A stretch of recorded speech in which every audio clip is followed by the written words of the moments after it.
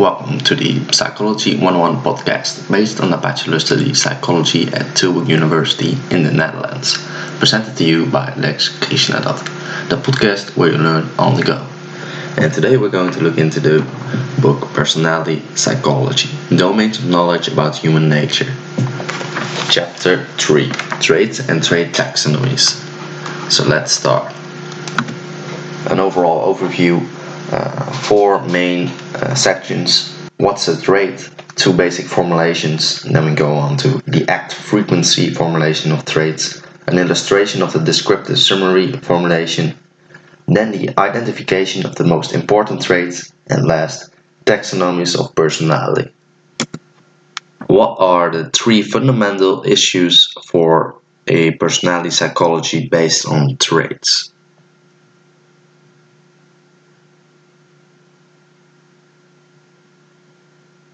How to conceptualize traits, how to identify the most important traits, and how to formulate a comprehensive taxonomy of traits. So, about the conceptualizations of traits. There are two basic conceptualizations. Please name both.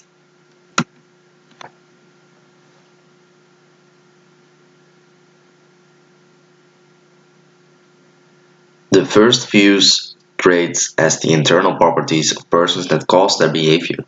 In the internal property conceptions, traits cause the other behavioral manifestations. The second conceptualization views traits as descriptive summaries of overt behavior. The summary view does not assume that traits cause behavior, rather it treats the issue of cause separately, to be examined after the behavioral summaries are identified and described. So, as you might know, there are three major approaches to identifying the most important traits. Name all three.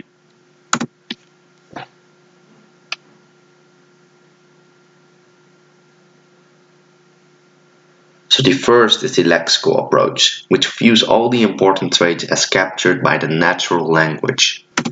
It uses synonym frequency and cross-cultural universality as the criteria for identifying important traits. The second approach is called the statistical approach, and it's used to identifying important traits and adapts statistical procedures such as factor analysis and attempts to identify clusters of traits that co-vary. Then, the last approach, the theoretical approach, used an existing theory of personality to determine which traits are important. And in practice, personality psychologists sometimes use blends of these three approaches. So there are multiple solutions for the third fundamental issue, formulating an overarching taxonomy of personality traits. How's the model called, which is developed by Eysenck?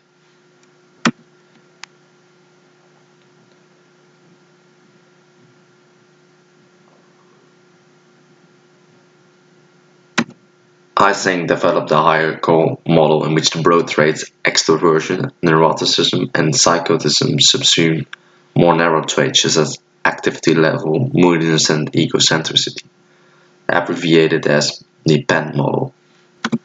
Then you also have the Catel's taxonomy of 16 personality traits, and that one's also based on factor analysis. There are two more models. Please name both.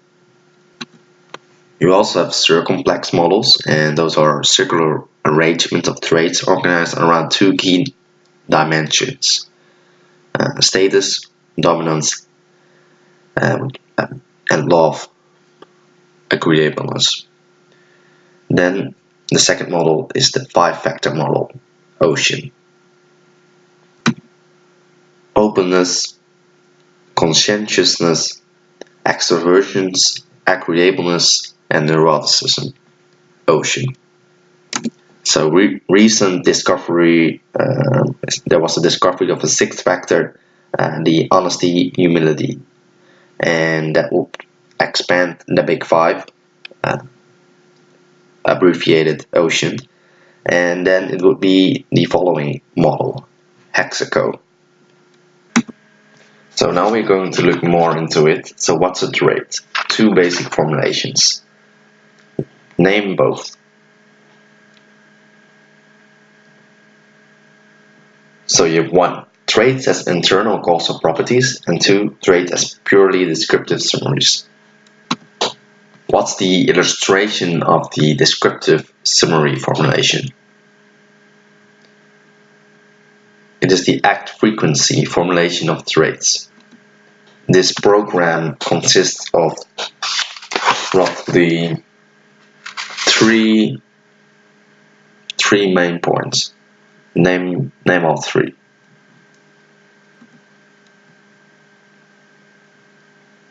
One is act nomination, second is prototypicality judgments, and third is recording of act performance.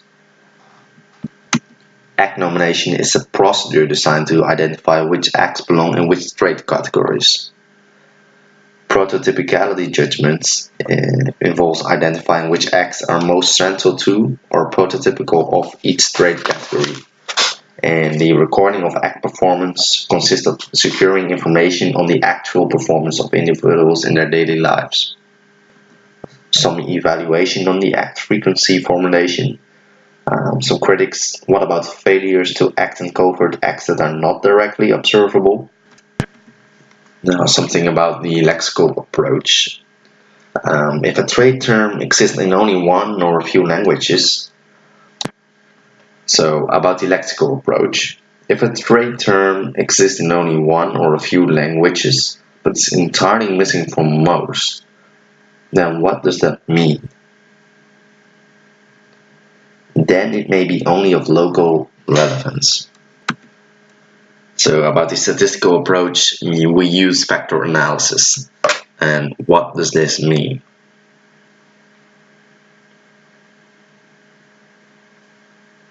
Factor analysis essentially identifies groups of items that covary, like go together, but that not to covary with other groups of items. And they use factor loadings. And what are those? Factor loadings are indexes of how much of the variation in an item is explained by the factor. Factor loadings indicate the degree to which the item correlates with or loads on the underlying factor.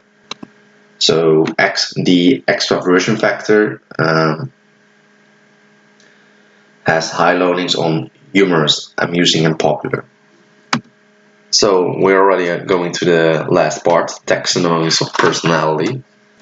So how does the hierarchical structure of Eysenck's systems looks like? There are 4 levels.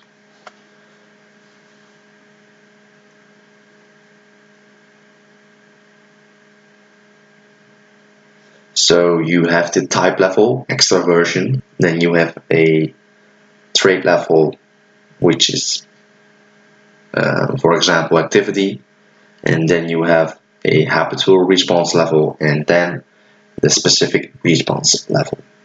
So a higher order dimension, such as extroversion, consists of a cluster of traits that consist of several co-occurring habits, and each habit further consists of individual and isolated behaviors.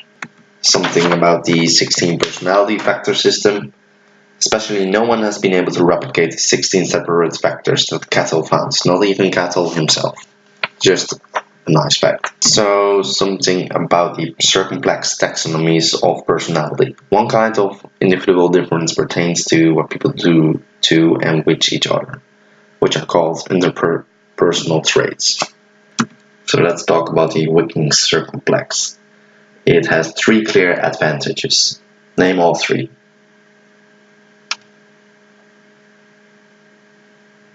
It provides an explicit definition of interpersonal behavior. It specifies the relationship between each trait and every other trait within the model. And there are basically 3 types of relationships specified by the model.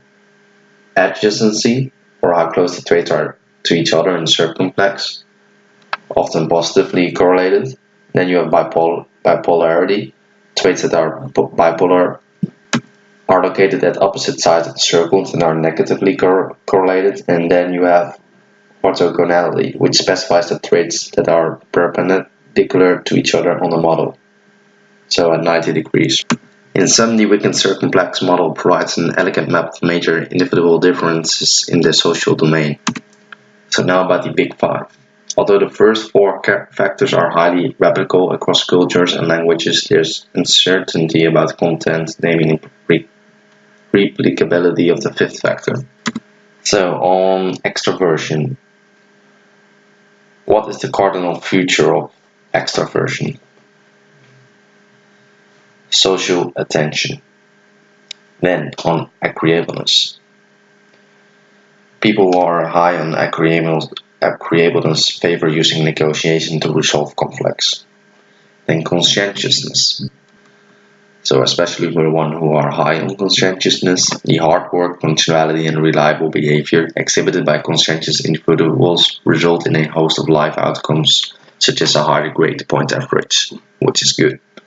Then emotional stability. It taps into the way people cope with these stresses. And then last, openness.